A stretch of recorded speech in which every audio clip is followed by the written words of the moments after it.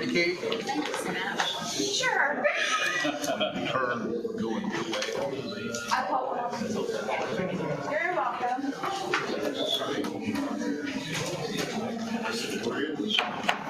All right. Thank everyone for coming. We're going to bring the May 6th, 2024 Area Plan Commission meeting to order. We'd like for you to stand and join us in the Pledge of Allegiance. Please silence your cell phone. I pledge allegiance To the flag of the United States of America and to the republic for which it stands, one nation, under God, indivisible, with liberty and justice for all. Okay, before we do roll call, I'd like to introduce a couple new commission members that we have with us tonight. We have a full commission. So I want to welcome Jim McWhort, representative from Sweetser. And I want to welcome Dr. Dana Richmond, representative from Upland, Indiana. So with that being said, Katie, let's do roll call. All right. Bothwell. Yes. Caudill. Here. Hicks. Here. McWhort. Here. Knuckles. Here. Nevers is not here. Pearson. Here. Colin. Richmond. Here. Schultz. Here. Stewart's not here. Todd. Here. And Randy's obviously dead. Okay. All right, first item, number 3, approval of the minutes. Please take a look at the March 18th, 2024 minutes. I did notice that I believe that Steve Kelly is on the roll call, and I do not believe Steve Kelly attended that meeting. So we probably want to check into that. That's the only correction that I saw. So March meeting? March 18th. Thank you. I believe Klein Peters misspelled. I don't know how important that is.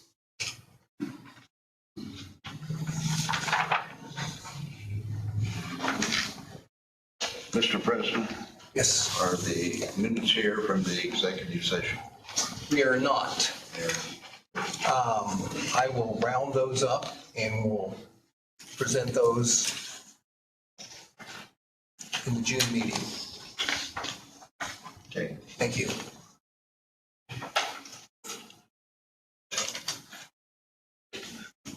Is that just my boy? Any other corrections on March 18th minutes?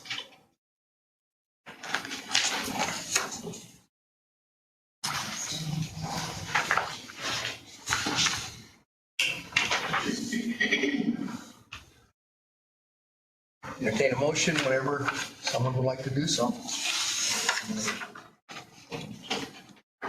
I'd be so moved to approve the minutes from March 18th meeting as written, with the corrections we discussed. Motion by Mr. Knuckles. Do we have a second? Second that. Second by Mr. Pearson. Roll call vote. Bothwell. Abstain. Caudill. Yes. Hicks. Yes. McWhort. Abstain. Knuckles. Yes. Pearson. Yes. Colin. Yes. Richmond. Abstain. Schultz. Yes. Todd. Abstain. All right. Minutes of the April 1st minute. Please take a look at those. April- There's 6. Do I need to vote? Yep. All right, yes. Okay. Thank you. April 1st. Here's 5.3 is missing. I'm not sure what that's going to be on the agenda. But I would like to add, I believe we did vote on actually ratifying the actions from the March 18th minutes. Not right now, all I have is that I amended the agenda to ratify, but I didn't have the actual vote for ratification. So I don't want to be a stickler, but after we were in the paper, I want to make sure we're sticklers. Okay. Is that understood, Katie? No, what? I'm so sorry. Okay. Let's do that again, Clayton. So right now, it's in the minutes that we voted to amend the agenda to ratify the March 18th minutes. Then immediately afterwards, we voted to ratify. Right.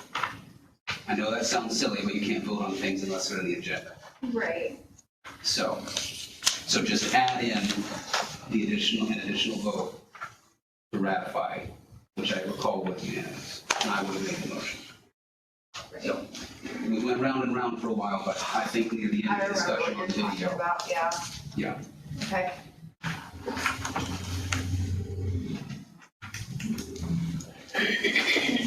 Any other additions, comments, corrections to the April 1st minutes?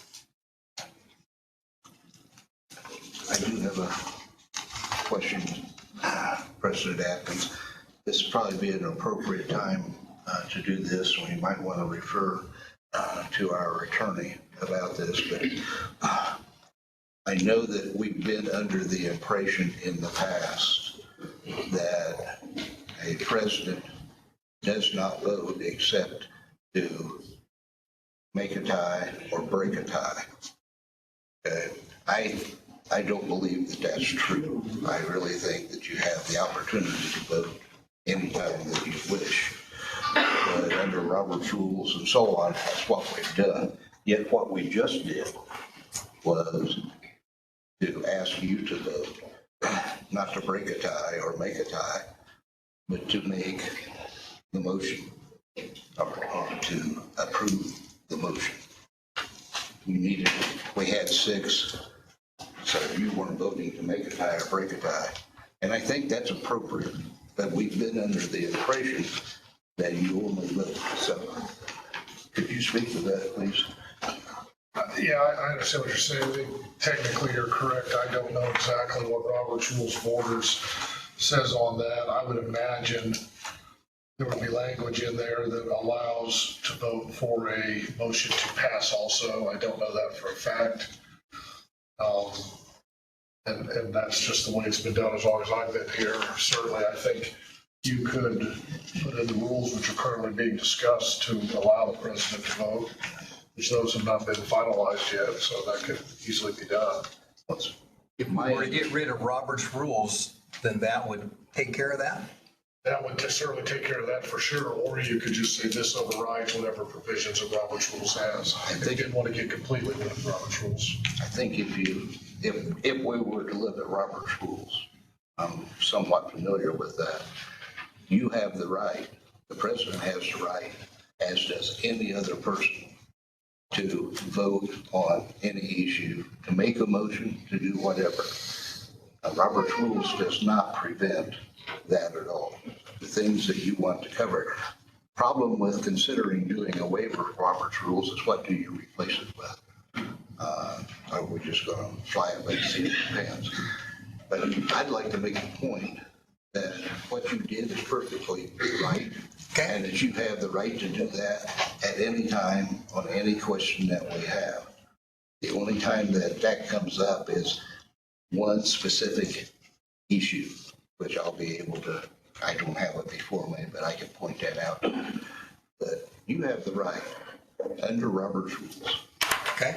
to make a motion to vote whenever you like. So what you did, I think, is appropriate, but our past practice has been inappropriate. I will exercise my right to vote whenever I feel the need to do Feel so. like it, the right. You are a member in full standing. Okay. All right, how about moving on with the minutes of April 1st? Any other corrections or comments?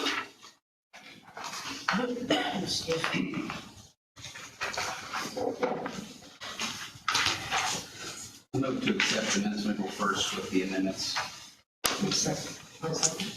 A motion from Mr. Schultz. A second from Mrs. Pullen. Okay. Blackwell, Yes. Cabell, Yes. Hicks, Yes. McCord, Abstain. Douglas, Yes. Pearson, Yes. Bowen, Yes. Richmond, Abstain. Schultz, Yes. Todd. Abstain. Okay, we are going to pull this agenda a little bit. We're going to move down to 4.2 and take care of some new business, not knowing exactly what will follow in regard to the sake of time, but I think it's important that we that we have the public hearings in regard to the new business. So with that being said, we'll start a public hearing on docket number 04Z-24, Liberty Baptist Church rezoning. Ryan, could you give us a report on that, please? Yes. This is public hearing for a rezoning. The address is 4814 West Delphi Pike, Marion, Indiana, for Liberty Baptist Church. They were, Mr. Rittner here. Yes. If you could come up to the podium, please. They are asking to rezone from an R1 to general business. They are asking to do this in consideration of they are wanting to replace their current sign on 18 to a digital sign. If you remember, the digital signs are allowed in Grant County now through an ordinance that we did, but they're allowed by special exception. But they are not allowed in residential areas. So they are wanting to rezone to general business. That will be a recommendation from us to the Sweetser Town Board. And then from there, with the Sweetser Town Board approval, they will come back to the BZA for a special exception. So that's their path, and this is kind of their first step. Okay. Would you like to share with us any thoughts you have in regard to that? I think it's fairly straightforward. Have any questions? Okay. I have a question for Ryan. I mean, are churches, are they generally general business? Are they generally residential? Is it 61, half a dozen? Right. Yeah, okay. In this, I should have added, we have across the street, all the way down to Main Street, Sweetser is general business. Okay. Also with this property, the surrounding properties around where this sign is located is all owned by the Baptist Church too. Yeah. There is a house across the street. There is a house down a little bit. The property down. Yes. So there's another house, but for the most part, surrounding property is all Liberty Baptist. So what would a general business zoning allow them to do that they wouldn't have been able to do before? Well, general business opens up pretty much everything. But what we're looking at is in the land use table, the digital signs are not allowed in residential areas. Okay. So our like zoning around it is we have 2-3 blocks of general business across the street, all the way down. Okay. We have no plans to change anything that we're currently doing. There was my question. Yes, this is strictly for purposes of replacing the sign. Okay. And we have a sign ordinance too. Oh, sorry. That's okay. I'm just going to ask the question. The sign that you have planned, how does that compare in size to the current sign? It is all the same, except that our current sign is 10 feet wide and the new one will only be 8 feet wide. So Taller? No, the height is exactly the same and it's just slightly shorter. So I know we had a letter in our packet that talked about someone that had some concern about that. And I did have a conversation with that person today just to see what his feelings were. And obviously he's concerned about being able to see, when he leaves his property, which is next to you, Sure. onto the highway. Yeah. And it seems like he, has, I guess I'll say, tolerated that condition for a long time now since there's a sign there. But I wanted to make sure the sign was no larger than what currently is there. no, it will not be. In fact, it will be Okay. somewhat smaller. Okay, thank you. And one more question for Ryan maybe, or for you, Mr. Atkins. I'm getting back in the swing of this thing, so I've been here for a few years now. So the question I have is, it seems to me, looking at this would be a topic for BZA instead of us, because they can just get the exception for the variance, in that location. Am I thinking wrong there, or? Well, it is currently zoned R1.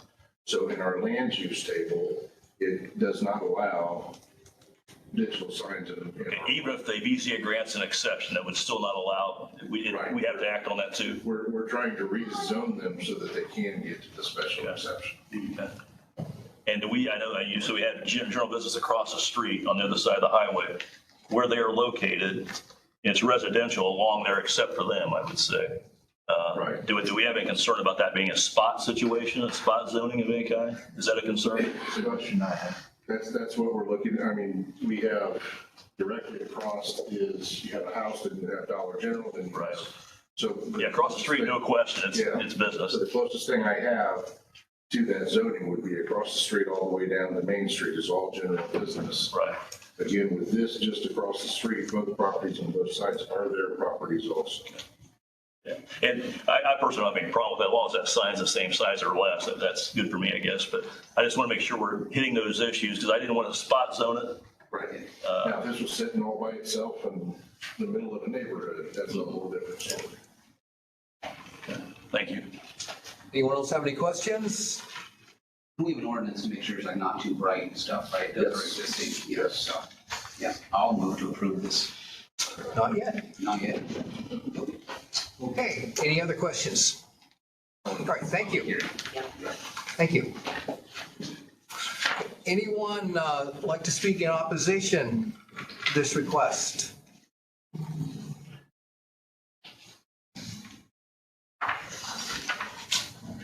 Okay, hearing none, then I will close this hearing, and the commission is free to speak among ourselves, and then we'll entertain a motion that Mr. Schultz was ready to give us.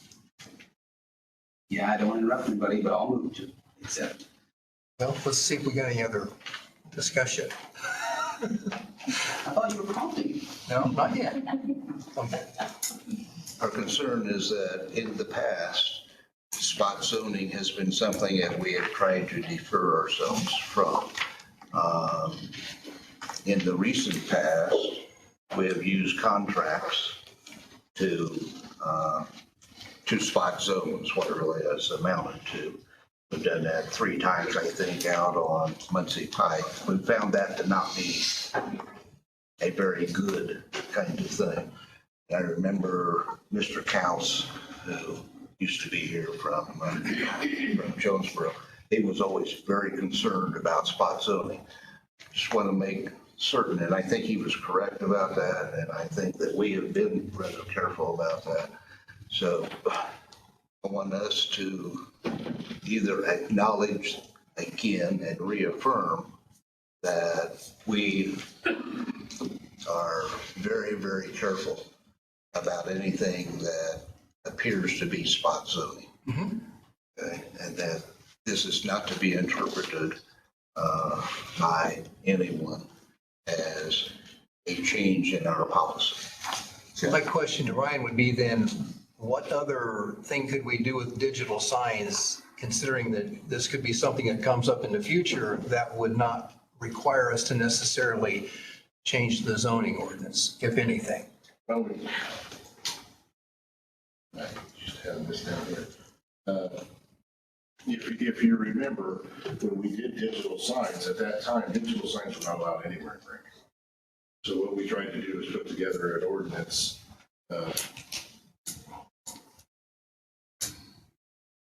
Right now, the location for digital sign displays are allowed by special exception only in public business, neighborhood convenience, local business, general business, and all industrial zones, I-1, I-2, and I-3. So they are not allowed in any residential zones. Okay, and that makes sense because, We wanted to take them on a case-by-case basis, because what we talked about in certain locations, are they blocking line of sight? Are they too bright? So we wanted to have something to control them, but we also wanted to do it case by case. sure, okay.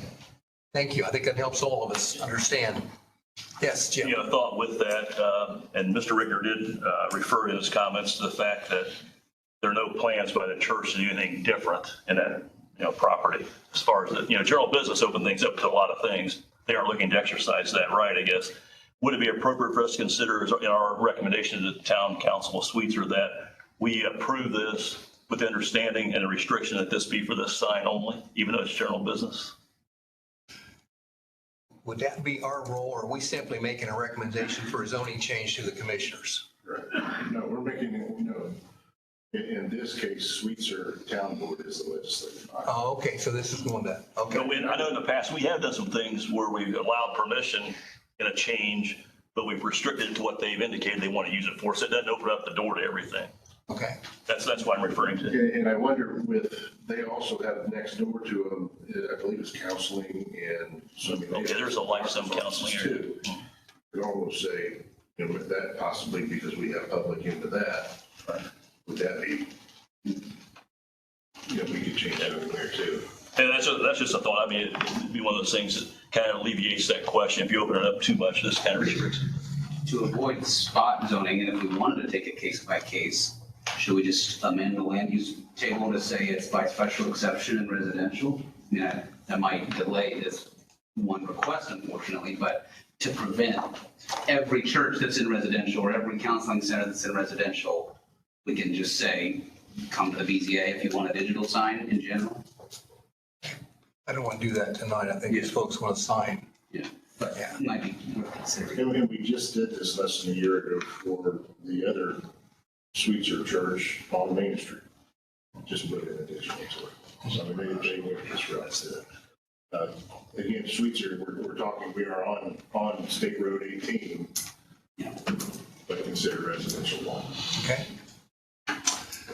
Other questions, comments, commission? One last thought about that.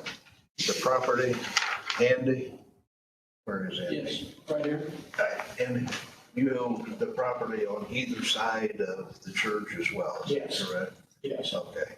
So would it be appropriate for us to indicate that those properties are not going to be a part of this? Should it just be the property where the church sits instead of opening up additional properties that are there to general business?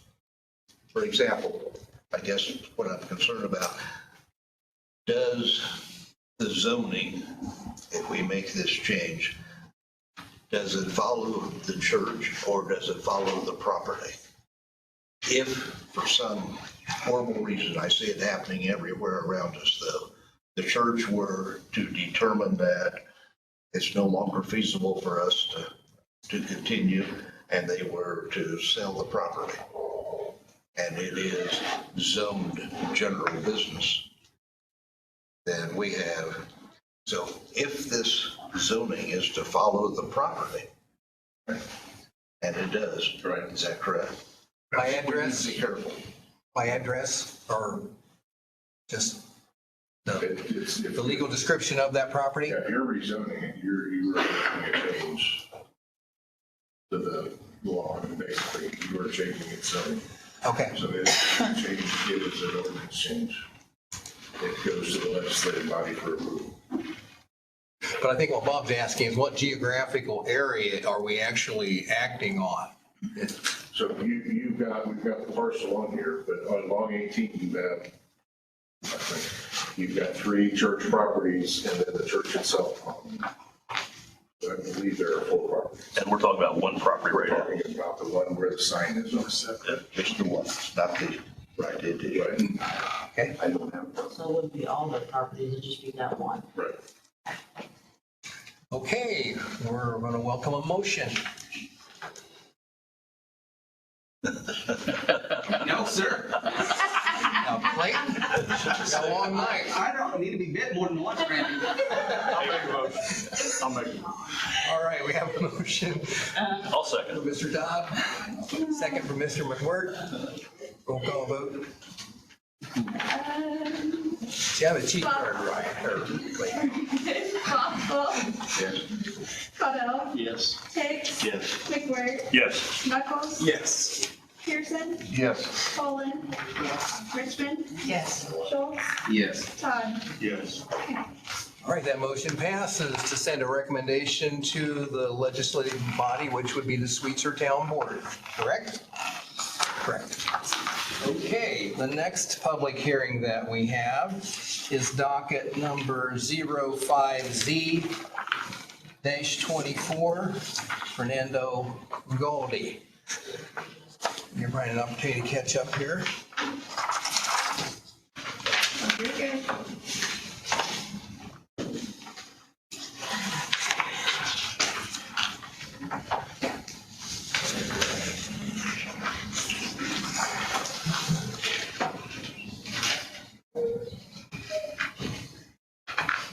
Now, do we have the actual petitioner with us? Yes. Okay, have we got accurate or the permission for this gentleman to speak for them? Have we got that cleared? Okay. Would you like to come up with us?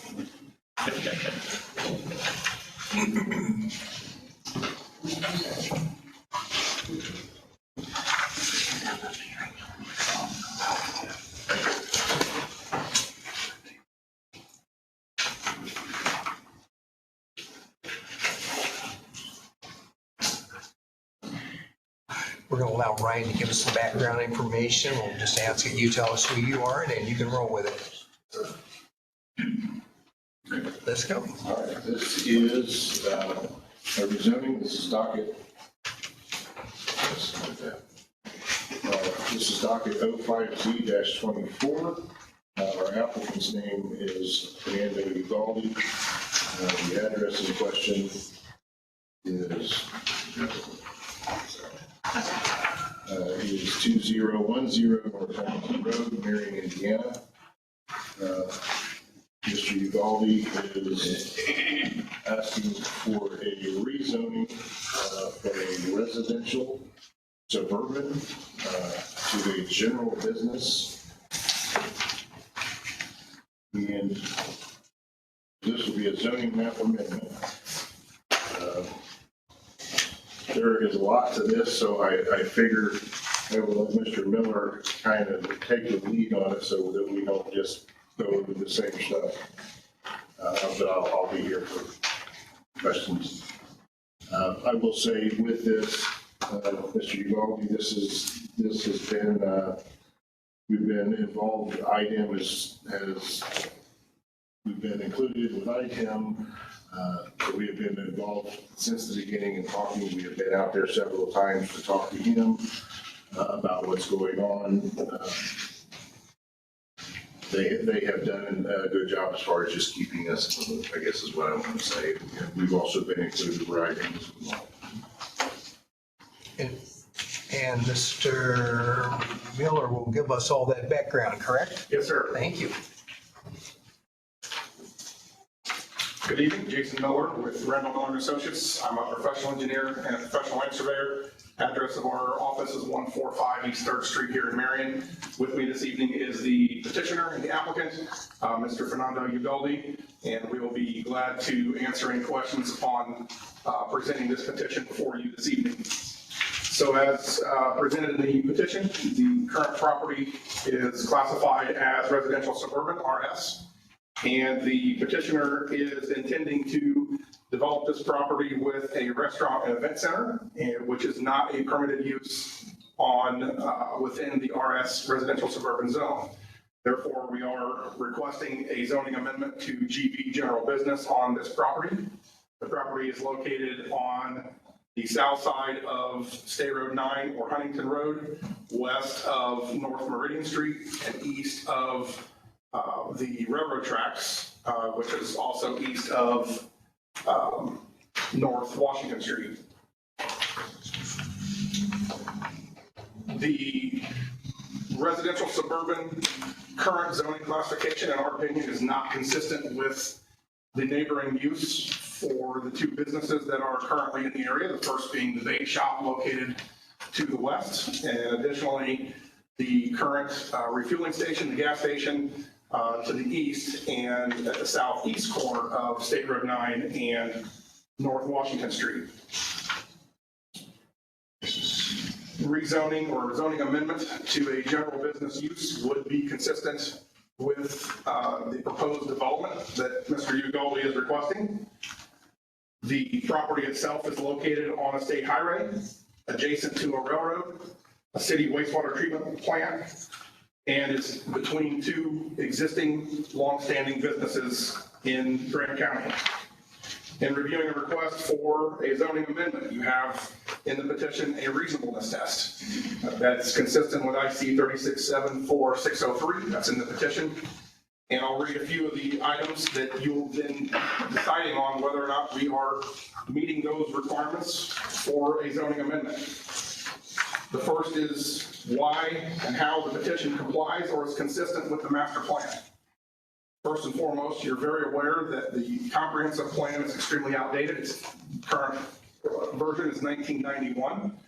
You're currently undergoing a comprehensive plan update that will review the current land use, the current transportation network, and every other matter that's within a comprehensive plan through Indiana code.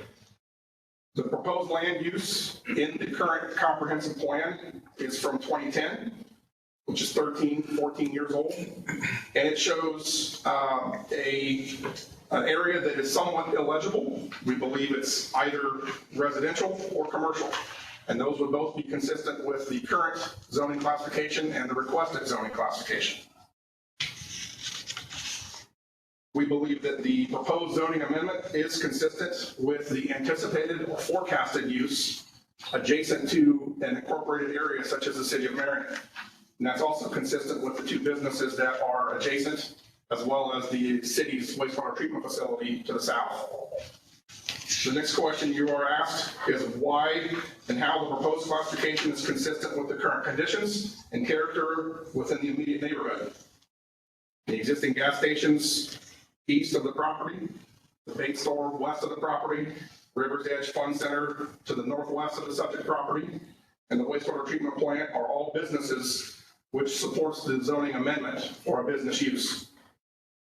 The next question is how and why the proposed classification is consistent with the most desirable use of the property. The most desirable use of this property formerly would have been residential, and as development occurs in an urbanized area or adjacent to the urbanized area, conversion of residential uses or other uses, vacant properties would be consistent with a business use, whether that be general business, local business, or other commercial values. The most desirable use for this property, again, being adjacent to a state highway, a railroad, and a major thoroughfare being North Meridian Street, is consistent with a general business use. The fourth question is if the petition will substantially conserve property values in the immediate area and the jurisdiction surrounding the property. And with a development, you'll see increased property values due to the development itself. Conversion of this property to a business use is an investment by Mr. Ugaldi, and therefore will increase or at least retain property values in the immediate area. And finally, is the property responsible development and growth within the jurisdiction? We believe that it is responsible development and growth not only for Grant County, but also for the city of Marion. This property is adjacent to the city corporate boundary. And the use for the wastewater treatment plant and the other two business uses in the approximate area are all responsible development and responsible growth. This subject property in a non-residential use would also be responsible development and responsible growth and promotion of growth within Grant County. So I would ask that you provide a favorable recommendation to the county commissioners for the amendment to the zoning classification for this subject property as a GB general business classification, and would be happy to answer any questions that you may have. Okay. Yes, Mr. I McWhorter. appreciate the presentation. Just a question, I guess. Can you give us a little more detail about what you're planning to put into that location? Sure. So as of right now, what the desire is, which is driving the general business use, is a restaurant, Ugaldi's restaurant, and an event center. The event center would be for common events for family and youth activities to provide similar to a third space. You've got home, you've got work, and you've got play. So this area would be birthday parties, potentially wedding venues, wedding reception areas, anything that you would have an event. We don't know the size yet. Obviously, a lot of that's going to be dependent upon whether or not this zoning amendment is approved. If the zoning amendment is approved, or is not approved, I'm sorry, then everything we've just described is not a permanent use, and none of that can happen on this property. I know, I went by there just a couple days ago just to look, and a lot of trees are being removed now, land being prepared for that, I'd say. Correct. Yeah. Correct. So we are working to remove the trees and prepare for development. Mr. Ugaldi met with the Plan Commission and met with the NRCS office out on East 18 and believed that a permit was not necessary to demolish trees. And generally that would be the case. However, when it's for preparation for a future development, a permit would be required. So we've been in lengthy discussions with IDEM, Office of Stormwater Quality, and IDEM, Office of Air Quality, and we are complying with all of those provisions. And we are preparing documents for compliance. We specifically asked whether or not a stop work order was placed on the property by either the locals or by the state, and that was not done. We are in constant contact and communication with both IDEM and the area plan office to make sure that air and water quality remains within normal limits and acceptable to state code and local regulations. So no stop order was required. You're able to continue, you're saying? That's correct. Okay. Yeah, we specifically asked about that to make sure that we were well within the limits of state law and local ordinance. Thank you. So you have passed IDEM? We don't have a permit from them yet, no. We are in the process of getting a permit from the Office of Stormwater Quality. Typically, that would be twofold. One for the demolition portion and one for the future development. We don't yet know when the development would occur or if it would occur. If this is voted down, then we would not be able to do any development on this property. So we are going through the tree clearing permit process right now with IDEM and have been in contact with Reed Harris with the Office of Stormwater Quality. So we are submitting a permit request for that. Are they requesting a plan of construction? That's a very challenging piece of property out there. Correct. Yes, you are correct. No, they are not requiring that since it is for demolition only. When the proposed development that would occur, if again, this petition would be approved, then we would have to go through a large range of development requirements with the area plan office to comply with that request before we can even submit to IDEM. So there's several steps that we would have to go through before we can get to a development plan or an ILP permit that then will also be filed with IDEM. So right now, the permit we're in the process of obtaining is just for tree clearing for the demolition phase only. So are we a hurdle for you to move forward? To a certain extent, you absolutely are. This project will not move forward without your blessing or your recommendation to the commissioners and ultimately a rezoning amendment approved by the commissioners. The property itself cannot be developed as a restaurant and event center without that. Mr. President, Yes. he has presented what he would like. Probably appropriate, we give up to 25 minutes for someone to, and then he can rebut, and then we can have this kind of discussion. Jim, you got a question, please? Well, there's a concern about the additional water discharge right to that business to the southwest. You know, there's a pipe underneath the railroad. If it would go down there and not be able to handle it and run over the railroad, it could cause damage to the railroad. We don't know how much hard surface is going to be and, kind of reservoir. We're going to need some kind of detention there at the bottom of the hill. Correct. To reassure the business on the southwest side of the track that they're not going to get flooded. Correct. Yeah, and all of that would be presented within a development plan that would obviously go before the drainage board and all be part of the submittal to area plan office. So that would be ultimately step 2. We're at step 1 right now for the zoning, but yes, everything Mr. Todd said is accurate and all of those documents would be applied for. And if we're not in compliance at that point, we still would not be able to move forward. Okay. Multiple levels of authority and jurisdiction here for this project. But with the parking lot and the roofs and all, you're going to have a pretty good retention pond at the bottom that's going to be able to hold some water back. Right? Correct. You're planning on that? Absolutely. Yes. All right, you will be given 10 minutes after we hear if there's any opposition. Yes. Thank you. Thank you.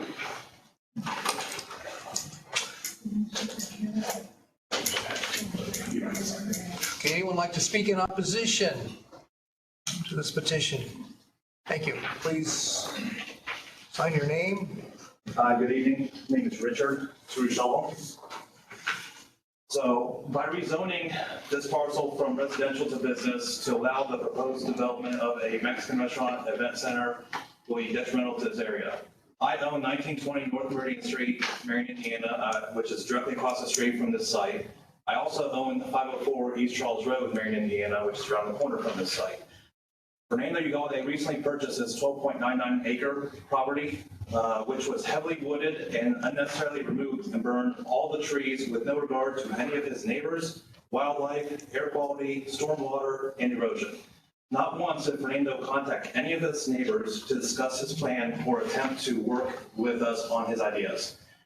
In his reckless decision to destroy this land, prior to obtaining the proper zoning and permits under the assumption that he may do as he wants, resulted in hurting our property value, diminishing us from any privacy we had from passing motorists and from the sewer plant, and we no longer have any noise barrier from the highway. With a Mexican restaurant and event center, which Fernando told me that he would also operate as an under 21 club, would be unfavorable to the neighborhood. With this combination, you bring in bright lights, loud music, going until late hours, disorderly and disruptive intoxicated customers, and increased crime in the area. There is a well-established gun store immediately to the south of this property. The thought of an under 21 club being this close to a gun store is very undiscerning. Our homes also would be facing the back of this building where there's a sight and noise from the dumpsters. As far as the wildlife, they have been displaced because of Fernando's destruction and constant burning. If this property is transformed into a business, the wildlife could get trapped on the highway trying to travel back and forth from the river, causing more danger to motorists who travel on Huntington Road. The air quality is, because of the constant burning with no permits, as he is still doing, is hurting the air quality and giving neighbors headaches. No one can enjoy being outside at this time. This has been going on for over a month. The Indiana Department of Environmental Management, IDEM, has referred this to the IDEM OAQ for open burning of land clearing. So going on to erosion and stormwater, going back to my property on 504 East Charles Road, this is a 20-acre that I own with a home and 2 barns. The creek that runs through Fernando's property cuts through my property directly and passes by my house and 2 barns. And with the, he has disturbed the creek on his property by removing the trees and stumps from around it. This is very steep on his property, and once erosion begins, the storm water from the creek will fill in, and my barns and house will be susceptible to flooding. IDEM advised that the land clearing required permit coverage, in this case, a stormwater pollution prevention plan, SWP3, must be developed. The project has also been referred to the IDEM wetlands section. Okay, on to failures. Fernando previously owned another restaurant locally in Marion years ago. He had abruptly closed his doors and went out of business. Nothing is comforting about this, and there is nothing that he has done that would make us believe that he could successfully run another restaurant in such a rural area when he couldn't see off the bypass. When I expressed this concern to Fernando, that this was a bad location and the business wouldn't survive here, he just shrugged his shoulders at me and said that he would just walk away from it if he wouldn't succeed. And Marion has so many vacant buildings, we don't need another one that's likely to follow suit. Fernando has proven that he does not follow the rules and laws, and he does as he chooses. He failed to keep a similar business afloat in a more populated part of Marion. He failed to obtain any permits from IDEM. He failed to rezone this property before destroying it, and he failed to be a good neighbor.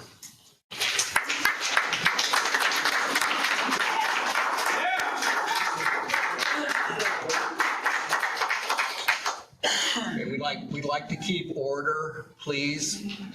Anyone else in opposition? You have about 15 minutes.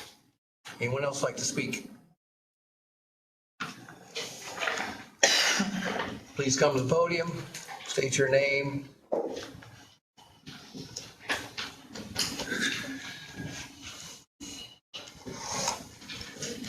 My name is Vonda Hansen. I live on Harold Road off of the area that they're talking about.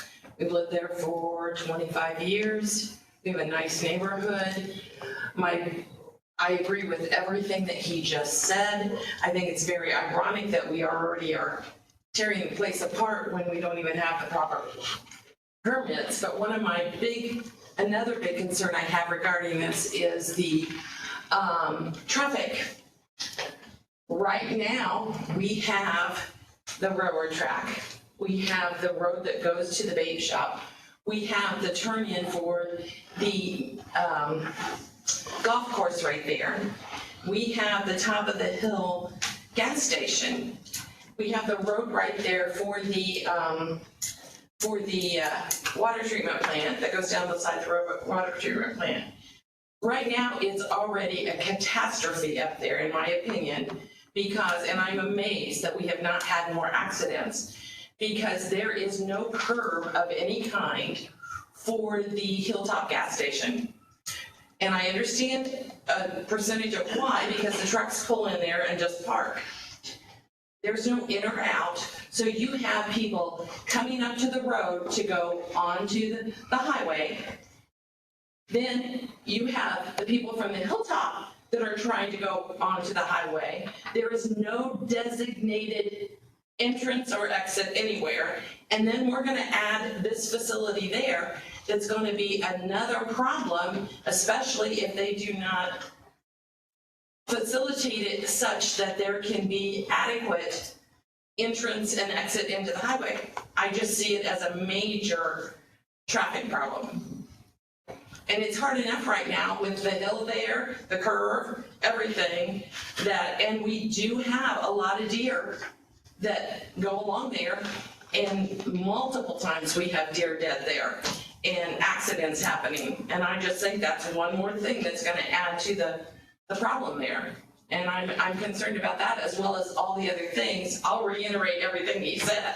I think this is just not good, and the fact that he's already had restaurants that have failed and everything. Now, I believe in giving people other second chances. I don't have a problem with that. But, you know, the fact that we've already put the cart before the horse, I think says something about this whole issue, in my opinion. Thank I you. got a question. Yes. Where will the entrance be? Maybe Jason probably would know that. We're gonna place it at the existing driveway entrance. Off of 9, Off of State Road 9, but again, we can't, that's a state highway issue. but it'll have its own. It will have to, yes. It won't be up by the gas station. No. And it won't come off the highway, it won't come off of the water treatment road? No, ma'am. Are you talking about Meridian? Yes, which that could alleviate some of the problem. Right, and we may, again, you want me to step up to the podium? Not yet. Want me to wait until? We're gonna hold that, Jim. If you'd hold that, we'll give them the opportunity. We have some more time for opposition. Anyone else like to speak in opposition?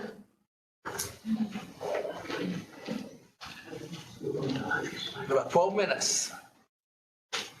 My name is Elizabeth Yerman, and I live at 2221 Huntington Road. I'm like the gas station, my neighbor and myself. And his property. You might want to turn the volume up just a little. His property that he was talking about that he owns, I'm like right in front of his property. So there's a creek that runs behind my property, you know, like right along it. So the water issues and stuff like that was a concern too. Plus, you know, all the burning and everything. I mean, I have been smelling smoke for a month and a half, 2 months. Coming home, trying to sleep at night, it just was like reeking in my house. And I've been there for almost 20 years. I bought the house and bought the land so I could move out of the city and have peace and quiet and have some land and property. And like I said, I've been there 20 years, and I just think that with all the traffic, the noise, it's just not going to be very, you know, private anymore or anything. And my safety concerns about, you know, people getting out of control, with the gun shop being right there, robberies and things, because the gas station has been robbed a couple times, and every time they run through my property or my neighbor's property trying to get away. And I just think there's going to be a lot of issues with safety, with congestion, with traffic. Sometimes, you know, it takes me 10 minutes to get out of my driveway. I have 2 ends to my driveway. off of Huntington Road. And they plow me in, of course, in the wintertime. But, yeah, I have a hard time getting out of my driveway. And there's a bunch of us around there that all leave for work at the same time in the morning. We get up early in the morning, and we're usually all gone by 5:30. So, you know, we get up really early. And so, you know, there's noise and hours, and I just have a major concern with the whole thing. Thank you. All right, we've got about 9 minutes. Anyone else?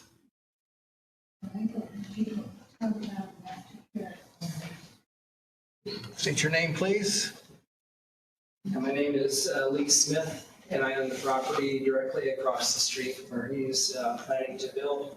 Just a couple things I wanted to point out is I did look at the petition for the appeal for the change for the zoning. And one of the things I noticed in there in terms of description of residential suburban, it talked about basically what would be appropriate for that. And it talked about, you know, okay, forest. Also talked about irregular terrain. I'm thinking, well, that described it, but it described it before they took all the trees down. I mean, it's, I understand it's like private property. A homeowner should have a right to take all their trees down.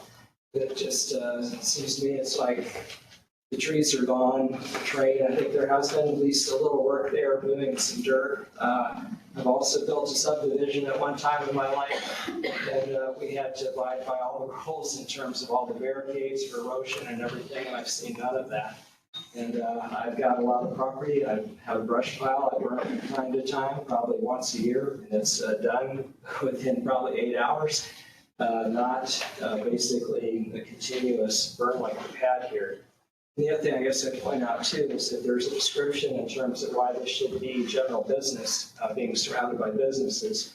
I guess I'd point out again, this property is classified as agricultural, general farming. My property directly across the street, the entire frontage of mine, there is classified as agricultural, general farming.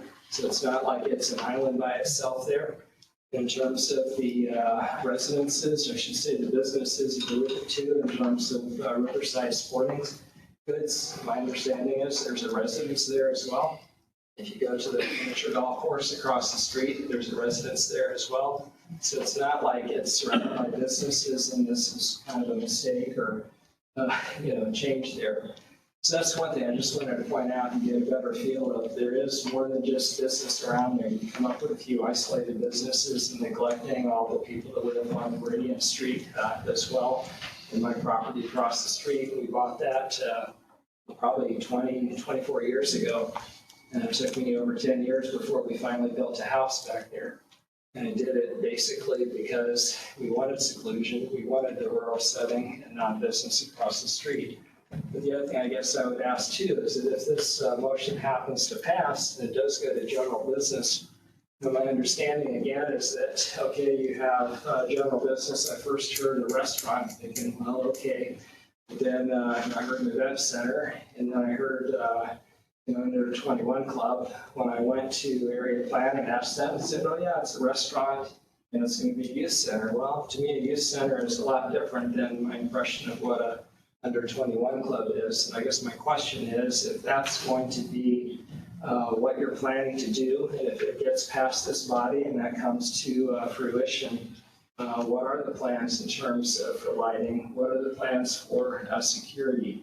What are you planning to sell? How are you going to make money through this? And the other question is, I guess, in terms of hours, music, what are you modeling this after? If there's a particular club in another town that you're modeling it after, how much homework has been done? How much trouble have they had? Is there a problem in terms of police, multiple calls? And I just haven't heard enough. And it's been, I guess I didn't really know what was happening until basically I got a notice from the area plan. And I just think if this is something that this body is considering in terms of passing tonight, my recommendation would be that it gets passed at least 200 hearings so there can be more of these questions answered. So, Thank you. Okay, we've got about 5 minutes. Anyone else speak in opposition?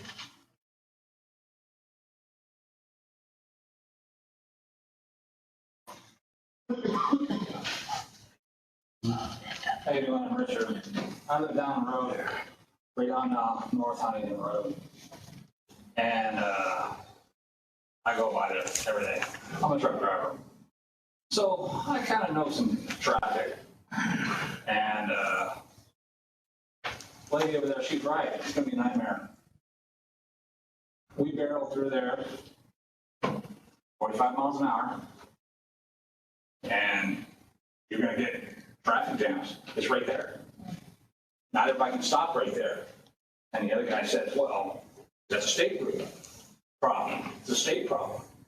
Not a state problem. You should put a building right there. You're causing the havoc. You're putting all that stuff right there, right in the way.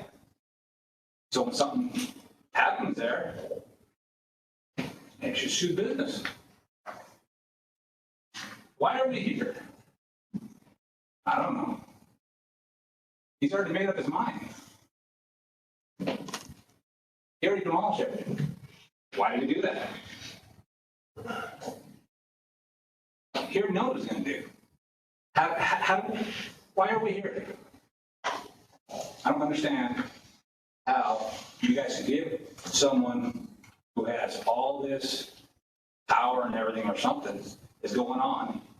Hey, you can have whatever you want. He just demolished everything illegally. Yeah. Oh, sure, you can have it. We're going to give him a bonus for that? Makes no sense.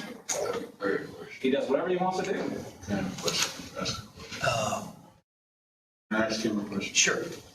Is there erosion control set up right now to control the mud runoff? Where?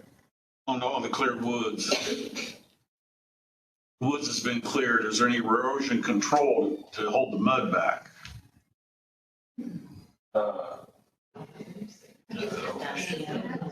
I haven't looked at it. I don't know. No. I don't think so. It looks like a nightmare. There's so many concerns over this that I'm like, how are we even here? And what's going to happen if it doesn't get approved? I'm sorry. We're going to He give already you, demolished everything.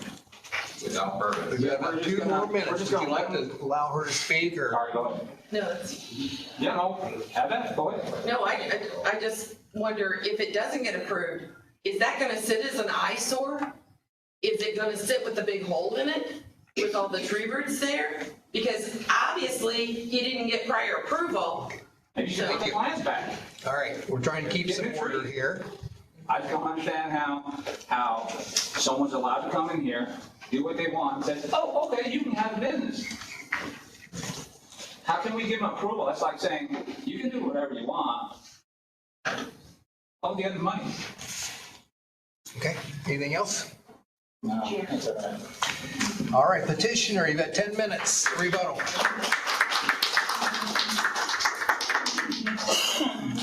Can I say that real quick? No, I'm sorry, Jerry. I'll do my best to answer all the questions in the order they were asked. If I forget something, don't hesitate to bring it to my attention.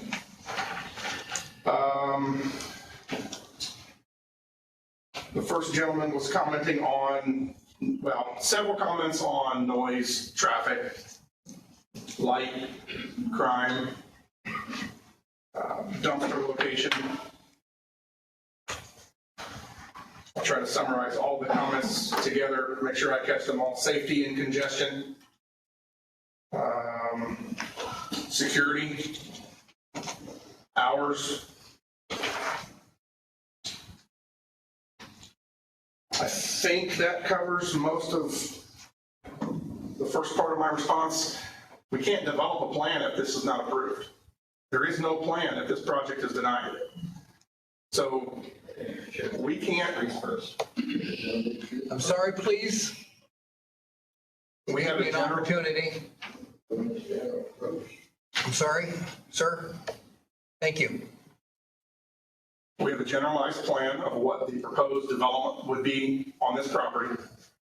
We are going to address all of those matters as a part of what your ordinance process requires, and that's to go through Area Plan Commission and file all the documents for drainage approval to the Drainage Board, ILP, improvement location permit from area plan, grading, all of these measures that were all talked about. It's all built in within your ordinance. There's multiple layers of review, but you can't start to run until you walk. You have to get this approved, or nothing forward is worth doing. There's no reason to go through a traffic study and spend tens of thousands of dollars to evaluate where a driveway might go, what configuration the driveway would be needed. Turn lanes, passing blisters, the geometry, all of that. It's all something that will be done, but only if this is approved. The ordinance is very clear on the amount of light that can be emitted from this property if the petition is granted. If it's not granted and it's denied, why would we spend money on a photometric plan to evaluate and make sure to document when we submit plans to the area plan office that we're in compliance with what your ordinance requires? Same thing with all the other comments that were made. Specifically as it related to the final comment, I never said that it was a state problem. I said it was under the state jurisdiction. The state highway, NDOT, grants a permit of whether or not we were to place a driveway on State Road 9. All of those provisions would have to be complied with before NDOT would even think about granting a driveway permit. Why would we go through that process if this board tonight and the county commissioners rejects it? I would ask all of you, would you do the same? And I don't think if you were good stewards of your money that you would go through steps B, C, D, and so on until you have A. You have a generalized plan. You know how you're going to handle the questions that were raised, or most of the questions that you were raised. But we can't do that until we have a zoning amendment. I'd also like to point out that the ordinance is very clear. Drainage, traffic, a lot of the other concerns are not to be factored into your decision. Your decision is specifically with those 5 questions that I asked that's in your packet and within the reasonableness test. You can ask a question. Okay. The only reason I asked about the entrance was we've got an event center where when everybody leaves, if they was to leave out Meridian, they're going to shine lights on everybody's house. Correct. So, the state road is the best option. Sure, and I guess I'll answer. That's why I asked that question. Sure. And they're valid questions. They're all very valid questions. My argument is tonight is not the point to ask those questions. That's all within the purview of We've got to reassure people's minds that this will work. Right? Absolutely. Why? Absolutely agree, and that's why I'm answering all these questions, because it is important. As a board, you're tasked with considering those 5 questions and all of the comments from the public. So as it relates to the location of driveways, we likely will have a driveway off of Meridian. We will have to buffer and site that in a manner that lights from a vehicle would not be obtrusive to existing residents. So we may have to place that driveway at a property line where lights might not shine into a home. But also, you have to consider safety. There's a distance requirement from Meridian and State Road 9. You can't have it right up against the State Road 9 driveway, or the driveway at State Road 9's location. You have to have it far enough away so that if a vehicle turns off of State Road 9 onto Meridian southbound, that you're not going to cause an accident. Those are all the things that we consider. Again, I would urge you that that's not step A. Step A is what we're here for tonight. I believe that we have discussed and answered all of the questions within the reasonableness test. All the questions that were spoken from the public, they're very valid comments. We will be required to address every single one of those and more, all through the area plan office, but not unless this is approved. So a question regarding, I think Mr. Todd, you asked a question with regards to erosion control measures. Yes, there are erosion control measures in place. You can go out there in the morning. I'll be glad to meet with you or anybody else. You can go out there and you can see them. I have photographs. I provided those to Reed Harris, IDEM Stormwater Quality Inspector. I provided them to Area Plan Office. Once we were engaged, which was not prior to the tree clearing, it was once some complaints started coming into the state and through Area Plan Office, that's when my office was engaged. We then immediately set up a meeting the next morning with IDEM, Office of Stormwater Quality. The next day, we developed a plan. Within 4 days, erosion control measures were started to be implemented. We've gone through and provided additional information to the Office of Air Quality. We are working with the wetland section. We are working with the Army Corps of Engineers. We've paid several $1,000s for additional studies to evaluate all of the effects of the environment. But again, that's all part of the development process, all of which is for nothing if this zoning amendment is turned down. What will happen if this is turned down? The zoning amendment would not pass. We cannot provide a development that is inconsistent with anything outside of the residential suburban zone. IDEM requires us to place the earth that's exposed into a state that would be considered vegetative. Are they going to require us to plant every single tree back? I can't answer that question. Typically, I would suggest that tree clearing would be allowed if it's not for a development like we're proposing. If this was never talked about, we could simply go in there and cut down every tree on the property. There's no prohibition against that. We're in the county, we can burn it. The only reason we're here dealing with IDEM, Office of Water Quality, and Office of Air Quality is because there's plans for a development. If he disturbs more than an acre, we would have to have a stormwater pollution prevention plan. I'm in the process of preparing that, and I'm coordinating with Area Plan and IDEM, Office of Stormwater Quality. We are taking all necessary steps to show compliance with not only state requirements, but local requirements. I don't know how much time I have left, sir. You got a minute. I think it's going to be important that you allow the commission to ask you some questions. Absolutely. I'll defer to you now. I want to make sure that I've covered everything I think I have. If not, I'll be glad to answer your questions now. Commission members, questions for this gentleman? My biggest concern is the smoke going to other people. I mean, I understand in the county you're allowed to, maybe the pollution in general isn't bad, but that's the biggest concern to me. Is that going to end anytime soon? Yes. I mean, what kind of timeline can you give these people that the burning will end? We are working through Office of Air Quality to obtain a permit to dispose of all of that material. And as you can tell, the majority of it's gone. So if that permit is denied, we'll haul off all the debris and eliminate all burning activities completely. So, but if it passes, you're still going to burn. Correct. If we get a permit from Office of Air Quality to continue burning, then we would have to identify days in which that burning would be permitted practice. Okay, and there'd be breaks. And correct. Absolutely. Let the neighbors know. Absolutely. Because we need to be good neighbors. 100% agree. We need to be good neighbors. Correct. Correct. Yeah. It's my understanding you came into this not from the beginning, but kind of once the process got started, problems were identified, and then you came in maybe, I don't want to use the term rescue, but maybe? I'll defer to you on that. Okay. Okay.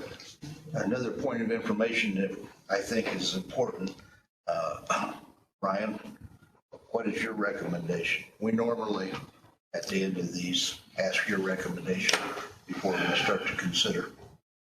Again, with the involvement that I've had, I've been out there, I've talked to Mr. Ugaldi, I've talked to Mr. Miller. They've kept us included. I put it forth as a favorable recommendation just because we're dotting i's across the t's. See it as a favorable. Okay, thank you. All right. Because right now it's no different than if you're just going to build a house and clearing the property to build a house. I mean, essentially. Other questions? I'm not sure if this is a question or comment.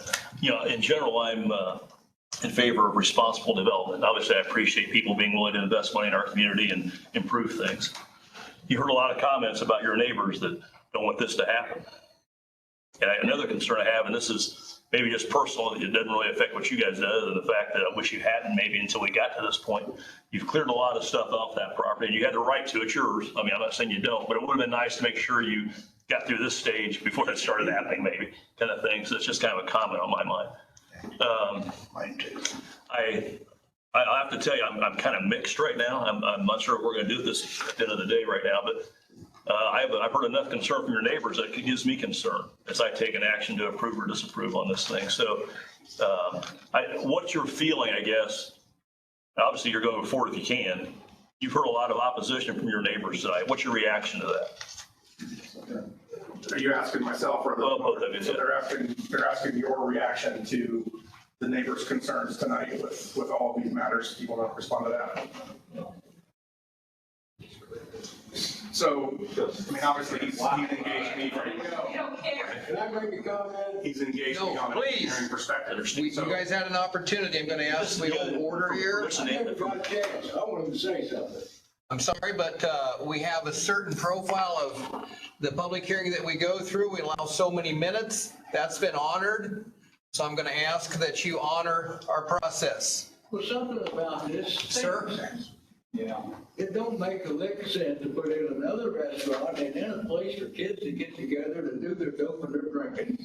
And then we that live around there have to put up with that. Thank you. YMCA. Thank you. And if you're gonna maintain the integrity of the commission or the drainage board or anybody, you need to just turn this clear down. Because they jumped into this head first and no permits, no nothing, didn't tell us anything. We need to shoot this down. Let them build a house. Thank you. Okay. We're going to close this public hearing. You want me to respond to his question or no? If you'd like. So, Yeah, I know you're from an engineering perspective, but we're involved with more than just engineering with this whole solution. this correct, whole- yeah, and so we're dealing with land use, we're dealing with all of the permitted uses within a specific zoning classification. So, you know, I can speak to the technical, but in discussions with the owner, Mr. Ugaldi, one of the things that he has committed to with hearing all these concerns is adding additional landscape and buffering requirements above and beyond what is required so that we can attempt to meet the requirements of the neighbors. The neighbors don't want it, so we can't meet that unless you guys reject that. But again, my office wasn't contacted until every tree on the property that has been removed was removed. So I can't go back and change things. I can tell you that based on my conversation with Mr. Ugaldi in Area Plan Office, he did think that he was following the requirements. Once my office was involved, I said, here's the steps that we have to follow, and we followed every single one of them, where IDEM shuts down by now. All of that's public record, you know, the public can get it. I'll ask this question, and I know what the answer probably is, but I'm going to ask it. Sure. You must feel like at this point, there's going to be no refusal of these applications at the state level. Correct. Okay, you're correct. Yes, we've had several discussions with them from a stormwater quality perspective. That's one of my areas of specialty. Office of Air Quality, wetlands. I'm not a wetlands specialist, but we did engage what I would consider is the state's expert in wetlands. They gave us a report. We are working through the wetland section, air quality and stormwater quality. You know, again, everything that is required for this development to occur, we are following through with, or I promise you, IDEM would have shut us down by now. Thank you. Yes, sir. Yes, Jim. In the event of heavy rain, though, you've got the silt stuff up where you're gonna stop the ash runoff and the mud runoff, right? And keep it from running through the railroad onto the business to the southwest. Correct. We have several check dams on site. You can go, we can see that. I've provided aerial photographs. I haven't looked at the site. That's what worries me. Yeah. So we do have that. They are installed. They are monitored weekly. I've been there 3 times. It wasn't in our package, so we didn't know. Yeah, it was submitted through correspondence both to IDEM and Area Plan Office. So we are complying with IDEM requirements for stormwater. And again, it's going to be a lot bigger plan once we go through and we know what the development's going to be. You guys gotta have an idea about the size of it. What's a general size that you guys are looking to do? Because I'm sure that's concerned.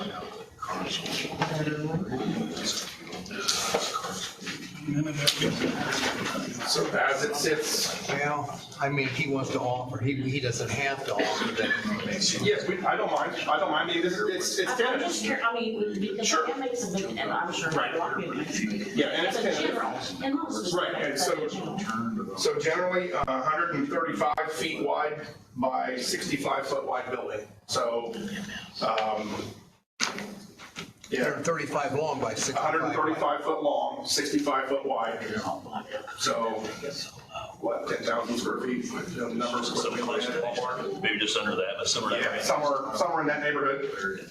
So it's not a massive building where we're gonna build Lucas Oil Stadium. It's consistent with that area. It's just nice to be able to Sure. and see what you're Right. on that property. And that's what the architectural team has started with. Again. How much leveling of that site are you gonna have to do to get this building on there? The building will be located approximately where the old home was, so in that area, it will be relatively level. We will have some in-depth grading that will be required to be done. Not in any way concerned that we would not meet all provisions of the requirements. We do not expect any variances. So we're gonna comply with all those provisions. Why clear the whole property? I can't answer that question, sorry, I was brought in afterwards. Okay, we are going to close the public hearing unless the commission members have other comments or questions to make to Mr. Miller. Who are proponents for allowed to speak, or just people who are against this?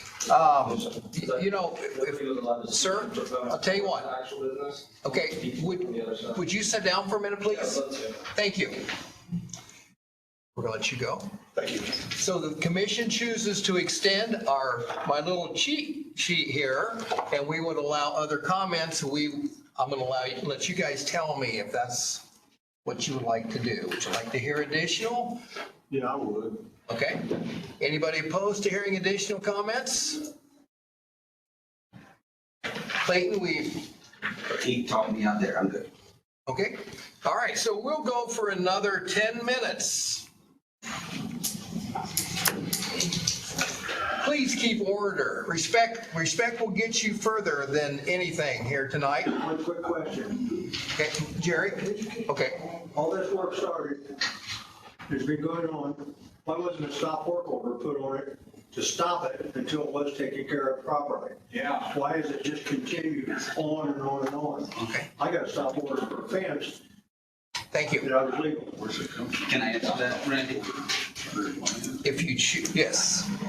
Because under my understanding, that'd be under IDEM's jurisdiction, not the jurisdiction of this office. I mean, County property, that won't be the state. there's no county ordinance about burning trees on your property, Jerry. I'm sorry. Okay, state your name, please. My name is Jody Salvatore, and first and foremost, I'd like to apologize for interrupting rudely. I just wanted to, give another side to this kind of predicament. So I actually own a small business myself on State Road 9, that's catty corner from the property that Mr. Ugaldi built. I've never once had any form of traffic incidents or anything like that, and it's literally catty corner. My property is actually on top of the hill versus his is down, so visibility is even better for his property than mine. I would also like to say that I think everybody in this room alongside Mr. Ugaldi had the same opportunity to purchase the property and do with it as they please. I think he's been nothing but respectful to the people he spoke with, myself included. So where they're saying he's been basically disregarding their concerns, I feel like that's rather false. I think also being a member of the youth, which seems to be very unrepresented in this room, I think it would be beneficial for the city to have another youth center.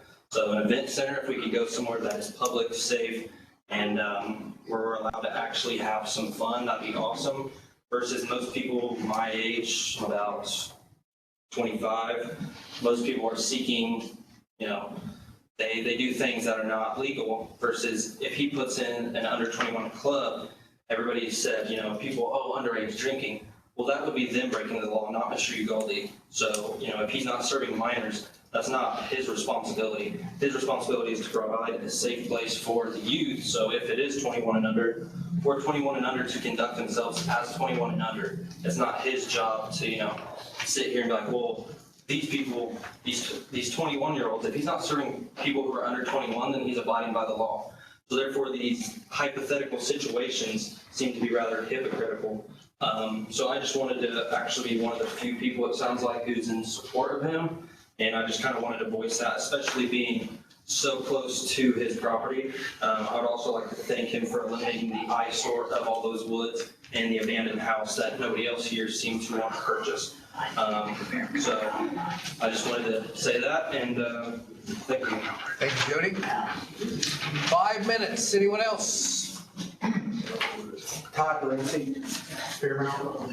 I didn't know about this issue until tonight, and just standing back and really trying to absorb it all is from what a business perspective. You look at this from a business perspective, that before I would put money into a piece of property and then spend the money to have the trees and so on taken down, I would have had businesses before. This gentleman's had businesses before. He would have started at point A and getting this permit and the zoning correct before even purchasing it, right? Just put that to content on what is he going to do next? Oh, we're going to do this. Oh, we're going to do that. We're going to follow the book from here on out. He knew the book was there to begin with to follow. That's my point. Thank you, Todd. Okay. Anyone else? I'm just curious, what's the seating capacity expected? I heard her ask the size of the building. Is it this way? Is it going this way too? I'll leave Mr. Okay. Yes, ma'am. I'm Carol. I also live with my parents on that State Road 9. I'm a bus driver, so I go down there quite a bit, and it is very hard as it is to do that. And we drop off at all the youth centers as it is. I'm just saying, as a bus driver, it's very hard to go on that as it is. Adding another youth center would make that a whole lot harder on 9 because we have to stop on the roads. We can't just go in there and all this other stuff. So if that's another youth center that they're thinking about dropping off kids as a bus, that's not going to be safe at all. Okay. Thank you. Okay, we're going to close the extension to the public hearing at this time. So Brian, the commission's move would be to make a favorable recommendation or a unfavorable recommendation on this. I'm sorry? Or no recommendation. Okay. Favorable, unfavorable, or no? Those are 3 options, okay? So, and then if it is passed, it would go to the commissioners for their approval? Yes. Since this is not inside the city limits, okay. Is this close to the city limits? Yes, it This location? It borders the wastewater treatment plant. Is there a reason why There's you the guys, line. is there a reason why you guys didn't ask for it to be annexed into the city? We're in the county right now, so the goal would be to remain consistent with the county jurisdiction. So we've not had any process started to annex into the city, no. Okay. The dotted line's right to the south of the property river, right? Okay. That'd be the sewage treatment plant, right? I think to annex, you need a certain number of houses. I don't think you can just have 1 or 2 things annexed at a time. I think you need a group, don't you? Last time I don't know. We usually You did work it out after the fact.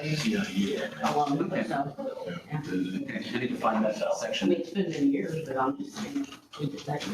So if they chose to annex with whatever, let's say that this is turned down, and they chose to annex, that takes it out of our jurisdiction, correct? Right. Okay. I guess I make a comment on that. Regardless of where it's county or city, it's right or wrong for us, regardless of that. So that's my thought. I have no problem with remaining in the county personally. Any other discussion, commission members, before we act? I think it's clear he could have been a better neighbor. I don't think it's probably appropriate that he burned all the trees, especially if it's all through the night for several months. Unfortunately, that's not what we're voting on. We're voting on zoning, and the trees are going to be burnt, and items letting him burn the trees, they're allowed to burn. So I understand the traffic concerns, but they have to get it approved by State Road 9 that's in Meridian Street. I don't see how I can't vote in favor of this, despite my personal issues with it. Mr. President? Yes. I make a motion for an unfavorable recommendation. We have a motion on the floor by Dr. Bothwell's, an unfavorable recommendation. Do we have a second? I'll second that. A second from Mr. Cottle? Okay, roll call vote. Bothwell, Yes. Huddle, Yes. Hicks, Yes. McWhirter. I was hoping we'd have a chance for a question or comment before we started voting, but. Okay, I'm sorry. We jumped right in. Can we do that still or not? Without objection, you can do anything without an objection. Is there an objection to, No, I'm going to make a Mr. Blickfield, you gotta guide me. We're in it, aren't we? Yes, I honestly, I don't know the answer All right. to that. It's your Bell's discretion. already ringing. We're gonna need your response, Mr. McWhirter, your vote here. Yeah, I'm going to say no at this point because of some concern questions I have. I'll say no to the motion. Hey, you make it an opportunity here again, but we'll see how it rolls. All right? I'm sorry, Katie? You're good. Knuckles, No. Pearson, Yes. Poland, This is for unfavorable, right? I'm sure I'm saying Yes, that. Yes or no? please Can you clear do that this up. again? okay. Richmond, Yes. Schultz, No. Todd, Yes. I got 7 for yes. Motion passes. So that's been denied. So it does go to the commissioners with unfavorable or it just dies here? It goes to the commissioners with an unfavorable recommendation. Can I comment now at this point that the vote's over? And in general sense, I tend to toward unfavorable, but I'm not to that point yet because I feel like we need more time to consider the neighbors' concerns. We've heard a lot of comments against, a couple for, and I just felt like this is the first time I've heard this is tonight. And it's a pretty important decision, I think, how we want to give that. And I really felt like I need more time to reflect on those pros and cons. That's why I was in that quandary, I guess. So. Welcome to the APC. We need more time to consider that. I think it's an important enough decision. We need to have more time to think about. All right. Thank you. So we're going to move on. Okay, for the sake of time, Ryan, we've got some new members. I'm going to bounce back up to old business rules and procedures. I just want you to simply give a brief overview of where we've been with rules and procedures. I'm not going to tackle any of that tonight because we don't have enough time, but we've got some new folks.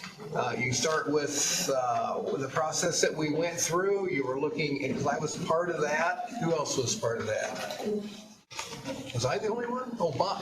No, you weren't with the, okay. Yes, you were part of that. I guess I'm talking about my involvement in it when we met as a committee and we took a look at 3 different, we took a look at the old, we took the look at what Dr. Bothwell had been part of with that committee, and then we took a look at what's been proposed, right? We had some discussion. Go ahead, I'm gonna let you do it. Well, and you guys have this, so you kind of have a timeline of the rules committee update from 7/12. We had another update.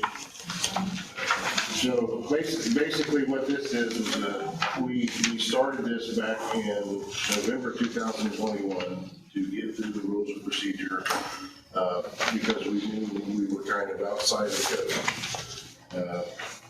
So original workbook we put together had basically our rules of procedure, Indiana Code, and the Indiana Planning Association's interpretations.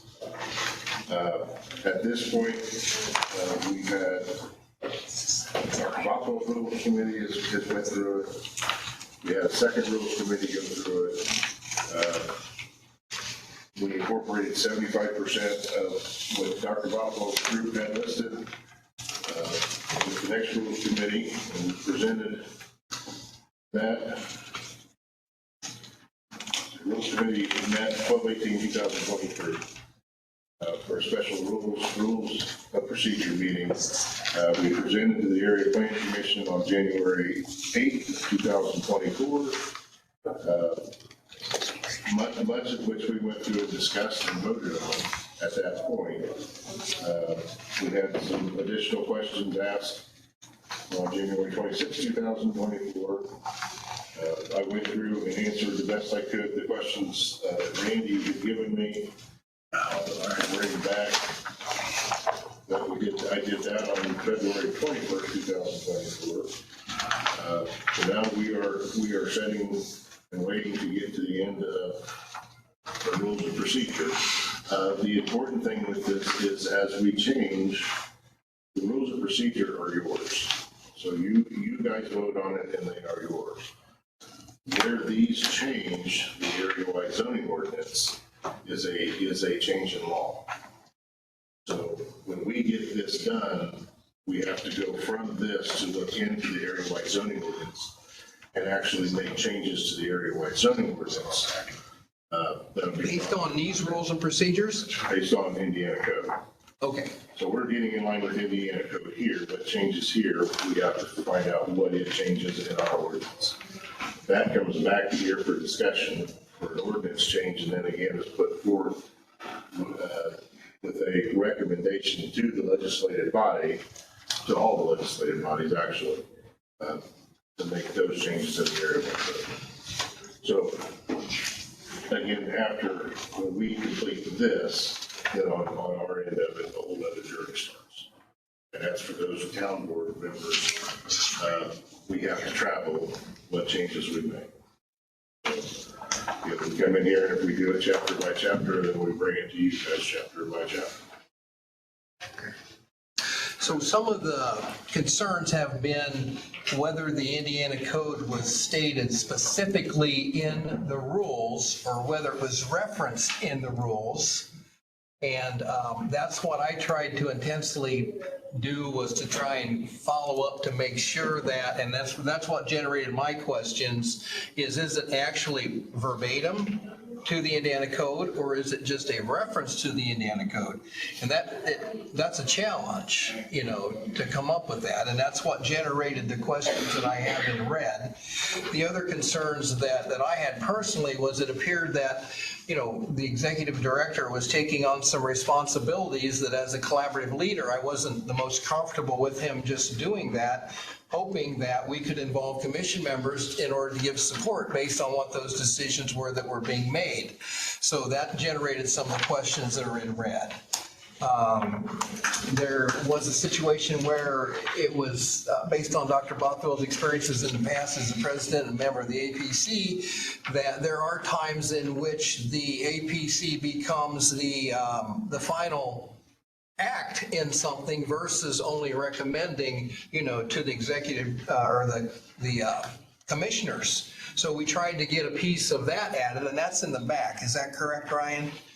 When we talk about when... That is you're talking CAFOs. I'm talking CAFOs and subdivisions fall into that category. So CAFOs send information, Dr. Butler went specifically, also sent it to David. We talked about it 2 meetings ago, didn't we? In the meeting? I don't know. Last meeting.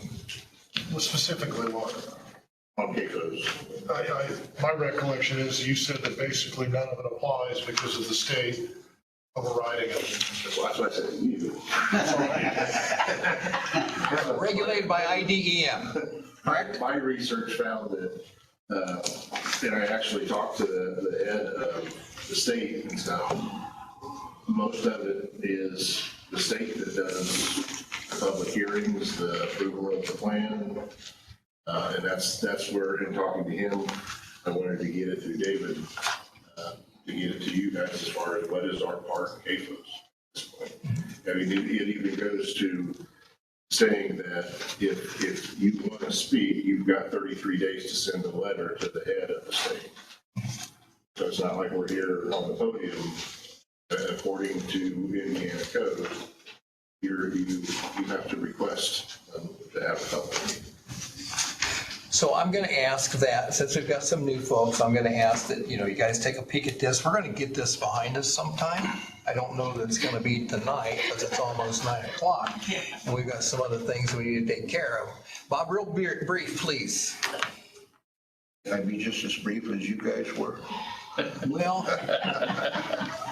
we want to go home before midnight.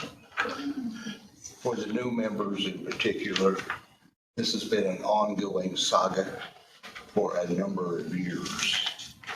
And what has been presented here tonight is the latest page, and you guys really don't know.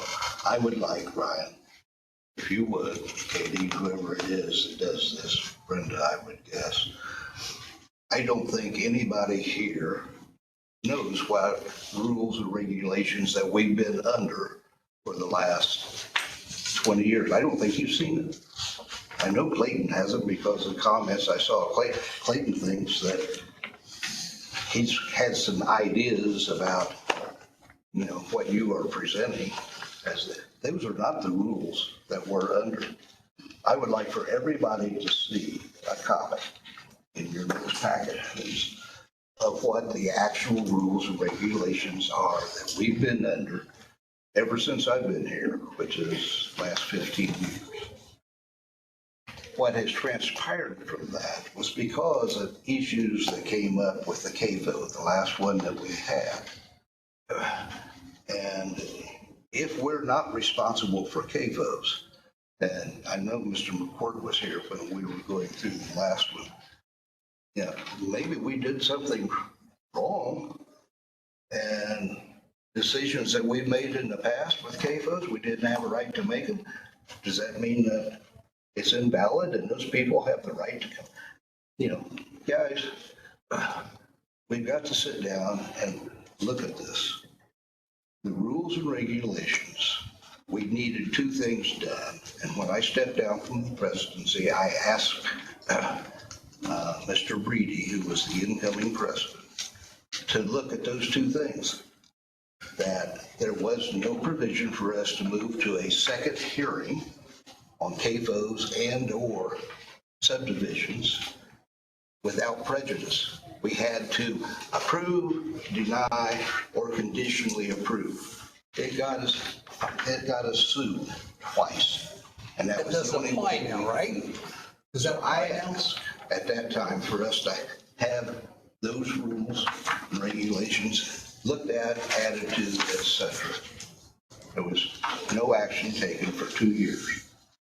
At the end of that 2-year period, Mr. Breedy asked for a review of rules and regulations to address those two items and perhaps others. He asked for a committee. I volunteered. The immediate past president that followed Mr. Breedy, Rex Maynard, he volunteered at the time. And Mrs. Jones, who is currently on the BZA, volunteered. We looked at it and we spent several months, about almost 12 months, meeting about 4 different times, looking over the rules that we have that we're currently under. We came back ready to present and we were not allowed to present. And it was, not allowed to Now, it was my understanding at that time, I don't know this, but I think that Ryan had during that time, he also had some questions and he developed some things that he thought ought to be done, but that had never surfaced. I continue to resist the fact that we're not allowed to, we are a legitimately put together committee from the APC to sit down and to do this. We have our results. Can we at least present them? What are you asking for, Bob? Okay, so the consequence of this is that 6 months ago or so, I got permission from the APC to present. And I said at that time, great, before we do this, I'll sit down with Ryan and see if he has anything that he would like to add. 2 weeks after I said that, Mr. Malat sent out a request by email. I, being Mr. Malat, I am establishing a committee to review rules and regulations. Okay? And there were people that said within 5 minutes, there were 2 people, one from the Upland area, one from the Fairmount area, that said, yeah, I'll be on that committee. And apparently later, Mr. Atkins joined that committee. In the email that was sent out, that these two people from Upland, from Fairmount, and Mr. Atkins Mr. Atkins set out, good. At that time, you weren't involved. Good. We'll sit down with Bothwell, assuming that I'm going to be a part of, I'm already part of the committee. And so I didn't respond. I was never invited. I get a telephone call from Randy. Randy is saying that he's going to be a part of the committee. And what do I think? I haven't been invited. I was never invited by anybody who had authority to invite me to it. And at this point in time, the committee that was constituted, there was the person from Fairmount, the person from Upland, the person that was president of the group at that time, and Mr. Malott, and you. Those other three, they're no longer here, but we're still hanging on to not allowing this thing to be done in an appropriate manner. Guys, you need to have the entire facts before you look at the thing and see whether or not we want to go, which way we want to go. What are you asking So for, Bob? please get the rules out. I want the rules out. I want everybody to be able to see the rules that we're under now. Then I want to be able to present what our committee had looked at and what we had done. And then compare that to what your committee has done to see if not, I don't know why we are going from 7 or 8 pages to 20 pages. We didn't gain that many pages. did we, Whatever Ryan? happens to Like 5? How many pages did we gain? That's not the point.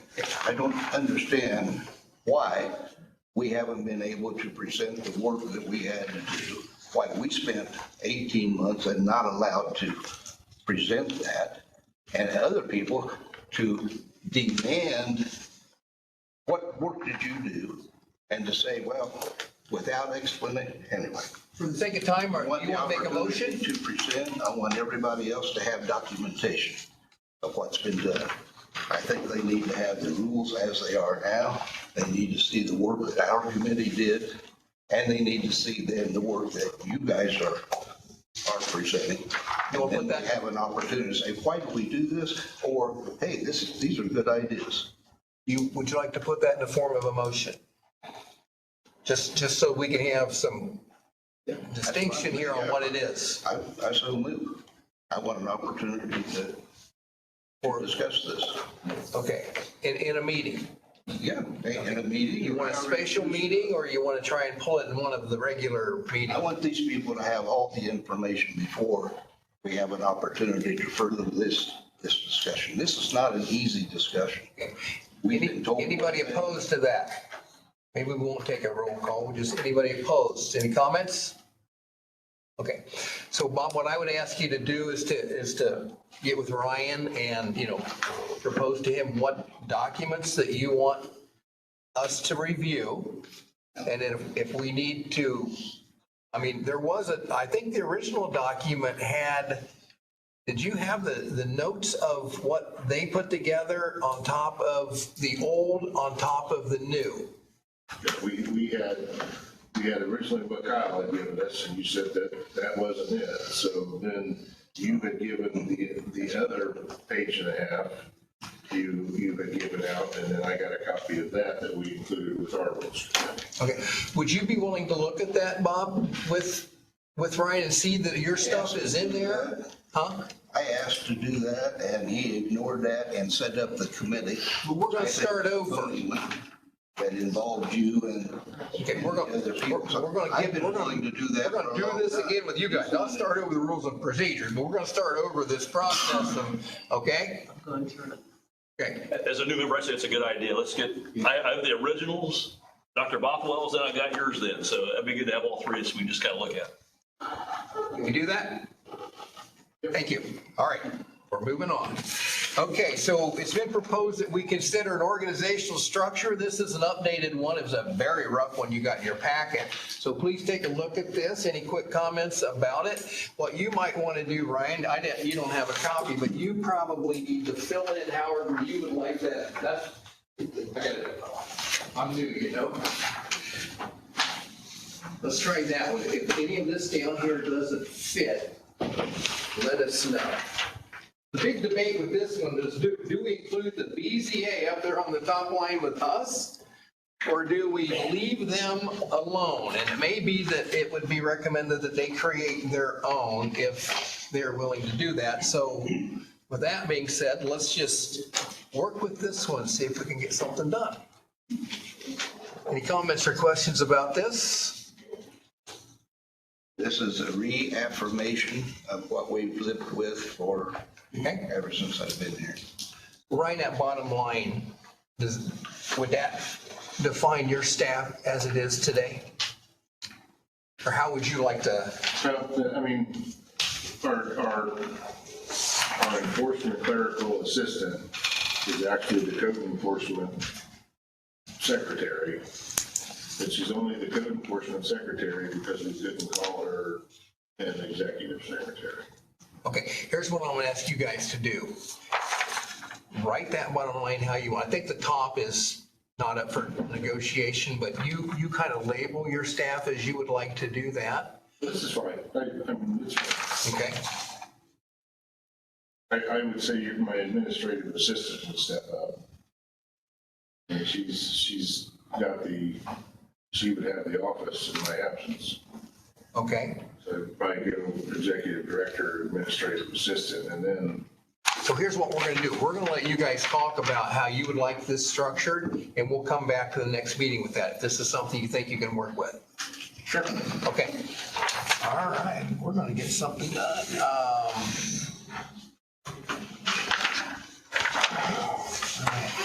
Solar committee, we did advertise for a solar committee to review or create a application, and we had one resident community member, and at the last meeting, we talked about myself, Mr. Hartman, Mr. Bothwell, Ryan, and Todd Glancy. Todd, are you still in good with that? Absolutely. So I need a motion for that committee to be approved by the commission? I move to approve that committee. All right. Motion by Mr. Schultz, second by Mrs. Pullen? This is the solar application, right? Yes, solar Okay, application thank you. committee. Okay, Bothwell? Yes. Are you good? Sorry. Caudill? Yes. Hicks? Yes. McWhirter? Yes. Nichols? Oh, Just say yes or no. Sully Hopeman? Solar application committee, we have one application. Do you approve the board members and the one? Oh, the one we already talked about before. Yeah, Todd Glancy was the only community resident that expressed an interest. So it would be Todd, myself, Ed, Bob, Ryan. And yes. Yes. Rude. Hash that out. Harrison? Yes. Pullen? Yes. Richmond? Yes. Schultz? Yes. Todd? Yes. Okay. Okay, motion passes. All right, we are going to table terms of probation. We're not going to do that tonight. I'd like to visit with Mr. Glickfield before that document is actually approved or presented. So with that being said, I got scribbles all over my agenda. Is there anything that we haven't? Oh, we got to give Mr. Glickfield and Ryan an opportunity because I want to hear about the comprehensive plan. Any comments, David? Very quickly, the CAFO stuff is also in our packet, and I checked the statutes to make sure they're still current. Looks like we're out of that process, so I won't say anything else about that. Couple things that we did in the BZA, I didn't know if you wanted to go ahead and have this board approve, one being the permit report being included in the packets. I don't know if you wanted a motion that that's also done here. Yes.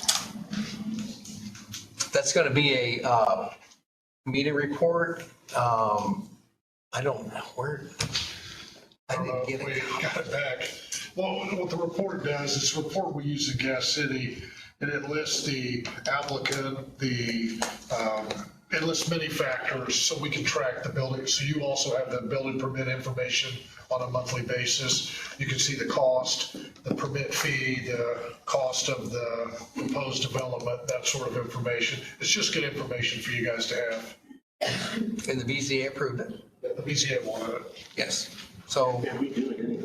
okay, We have an Excel form, that's where I get my established construction. Each permit we do, we keep it running, so it's easy enough. so for the sake of time, all those in favor, please say aye. Aye. Any opposed? All right, that one passes. Anything else, David? No, I'll bring up the other issue at the next meeting. I'm drawing a blank on what it is right now. Okay. Unless you remember. The second thing we talked about, we approved, I thought it might be good for this. Oh, it was about,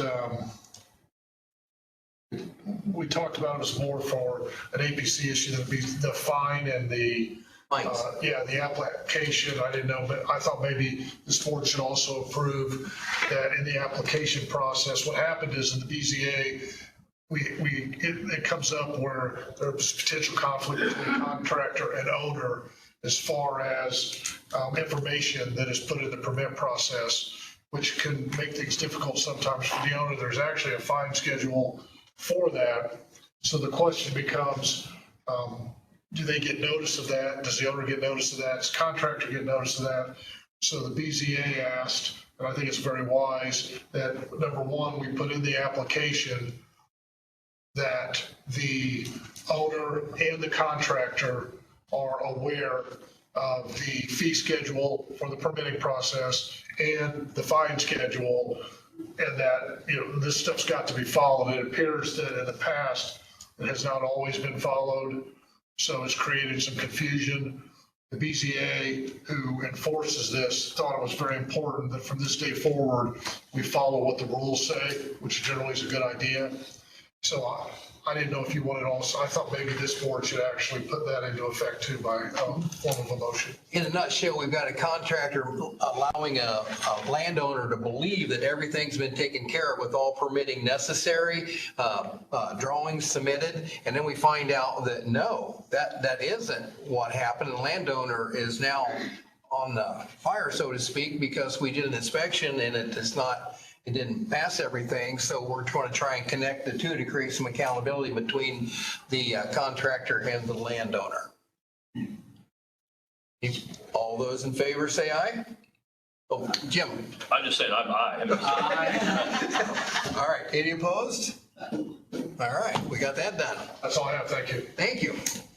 Ryan. To follow up on that, I would also ask that, right now we don't really have a finding system in place. So that's something we kind of begin to think about. Are we sending them a letter? Are we going to have tickets? Are we going to have, we talked about, we had 110. Yeah. 110 expired. So 102. 102. Why don't you and I chat about that? We'll bring a proposal back to you. Yeah, that's what I want some help with that on how we. I can help you with that. Implement that. This is all just real quick. We haven't seen anything on nothing's got posted yet. Just so everyone's aware. Now, I will say that Ryan and I screened out some applicants for the building inspector's position. It's going to rain, and I'm going to get back with him, and we're going to talk about that. There are a couple candidates out there that I think have potential, but I want to make sure that Ryan and I have the opportunity to bring them in and talk to them first. And then we're going to go before the county council on the 15th. Are you going to share that? Me too. We talked about it. You guys know we're going to go and ask for contracted services to try and catch up on inspections, correct? At the county council, we're going to ask for $20,000 budget so we can catch up on inspections. Okay. And I just wanted to ask you guys real quick, so this doesn't become an issue. Are you guys aware our mobile home standard?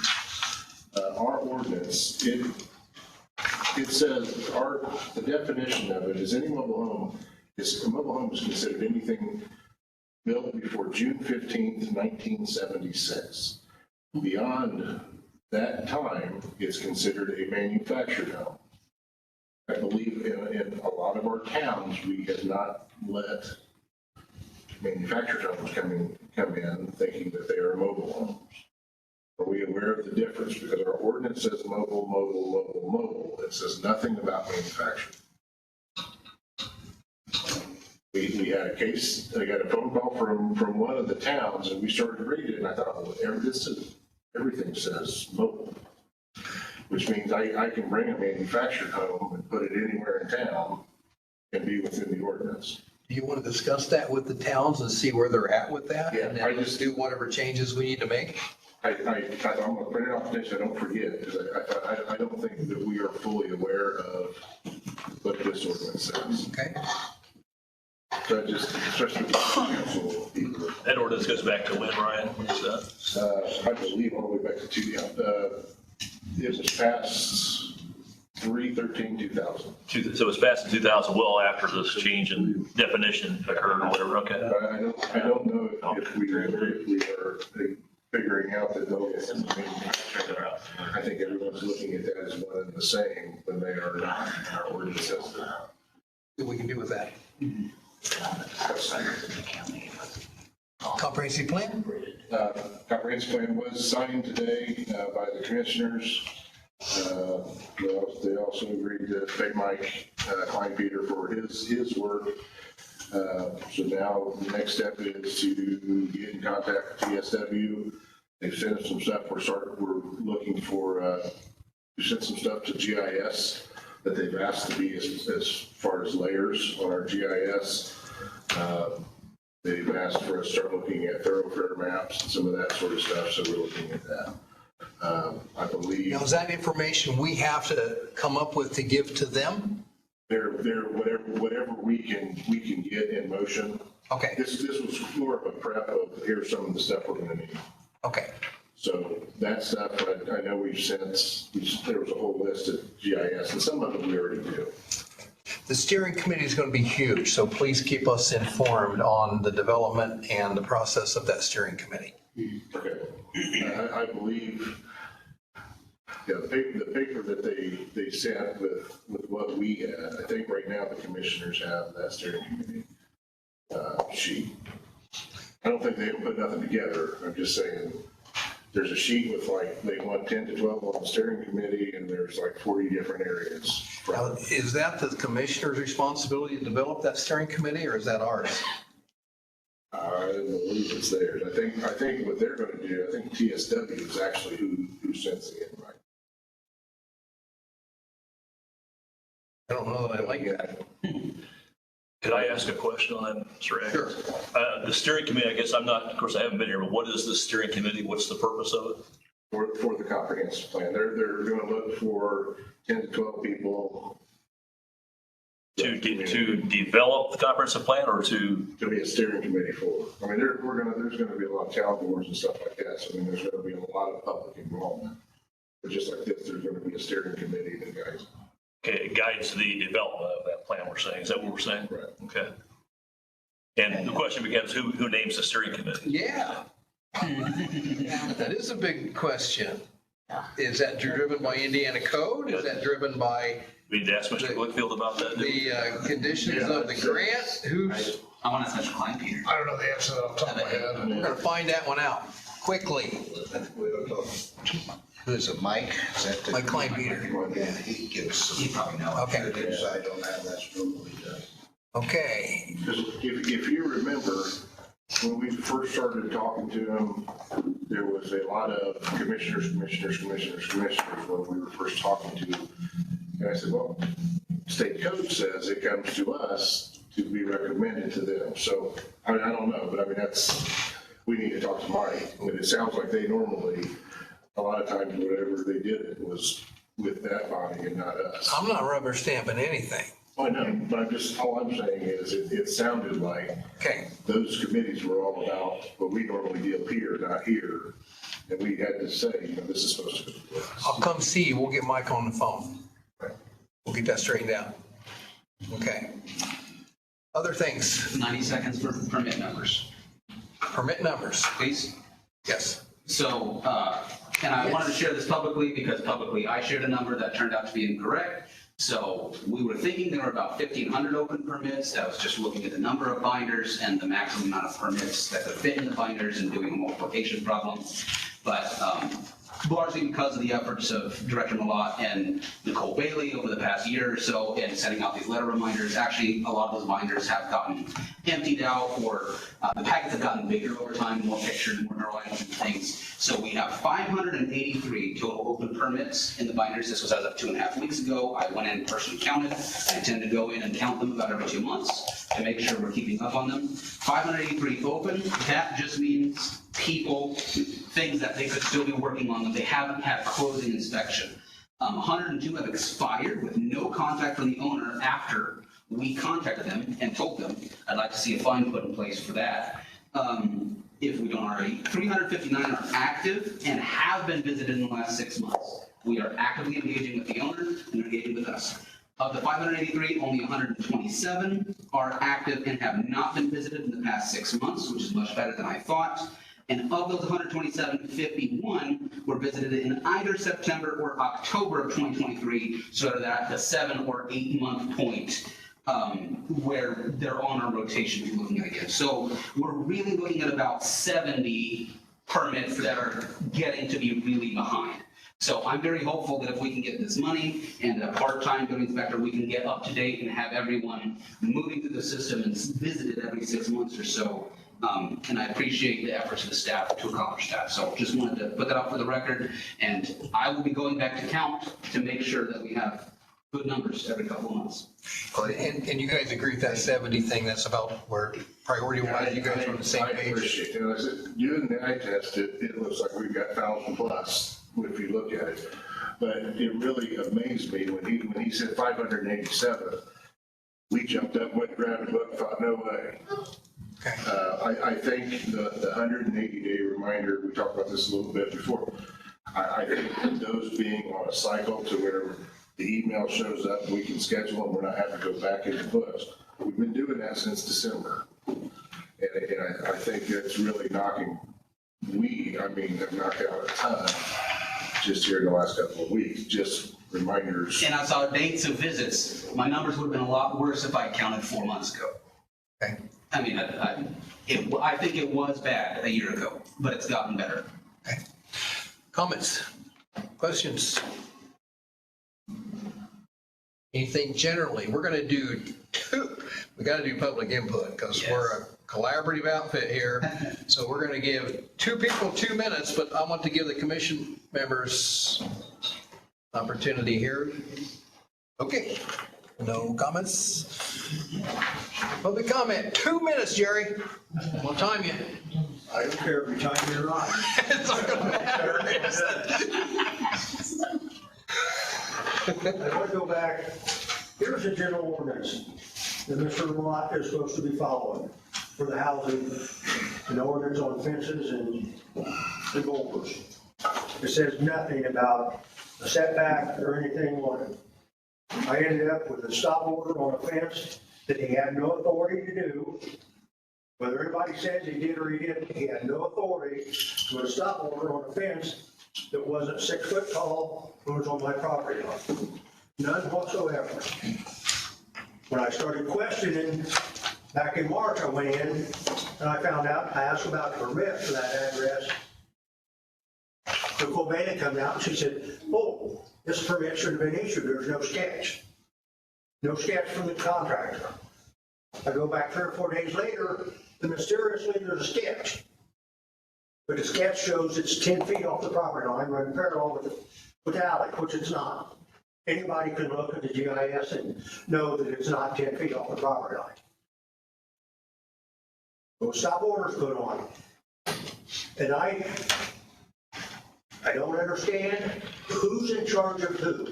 I'm still frustrated that we have not got any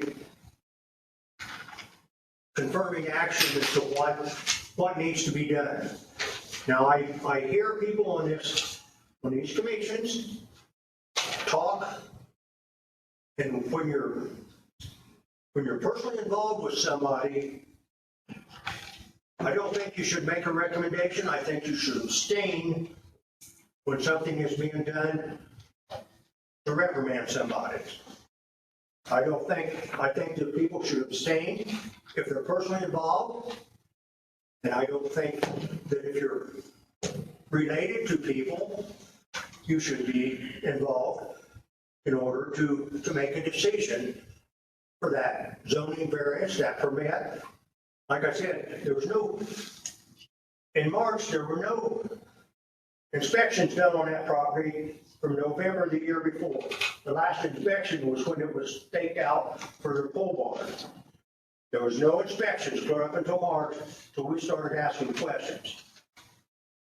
Then all of a sudden, we get thrown under the bus because we're asking questions. A woman's trying to remodel a house, and they're getting bogus information from his office and him, the town council is, and different people in Fairmount, getting bogus information, and we get thrown under the bus and nothing happens. We are trying to, we understand, we share those concerns with you, Jerry, and we truly are trying to make provisions to be better. Trust me, I don't think there's anyone sitting around this table that doesn't want to do a better job. Well, of course, like I said, if people are personally involved with somebody, I think they should abstain and shouldn't make a comment about how somebody should be reprimanded or punished. Thank you. One more. 2 minutes, Michael. I'll try. I have several things I want to say, but I'm also cognizant that everybody's feeling pushed for time, and it is getting late. It is getting late. I'm going to go with the one that is most disturbing. Thank you. To me. The leader of the BZA recently asked to be put on the commissioner's schedule agenda for this morning's commissioner's meeting. He was denied. I don't know exactly what Mr. Hartman is going to talk about specifically in relation to his issue. But here's what does strike me. On the commissioner's agenda, they spent time talking to the head of the IT department, spent talking time to the highway department. They had several issues related to the comprehensive plan, two agenda items in particular that you made reference to here tonight, and to the sheriff's department. But they didn't have time for one of the key boards or commissions. I would think that that should disturb every one of you, ladies and gentlemen, that your peers on the BZA were not given time to speak to the commissioners. Ask the question about why did the commissioners turn a deaf ear to that. It was obvious at the end of the commissioners' meeting this morning, they turned a deaf ear to the public comment when the acting president, Mr. Wright, said there would be no public comment this morning and made no response to any of the audience members that guffawed and protested. We're not going to follow that model. Well, I'm not talking about you and this commission. I'm saying something that y'all should be disturbed about in the leadership of the county and how they are not listening to you or listening to a board or to the BZA, perhaps not even to the commissioners. You said you're not going to rubber stamp anything, Mr. Atkins. I wholeheartedly support that. Thank you. Thank you. All right, we will entertain a motion to adjourn this meeting. So moved. Work. Second. Mr. Coleman, all in favor, say aye. Aye. Welcome to the APC new members. We love you. Come back.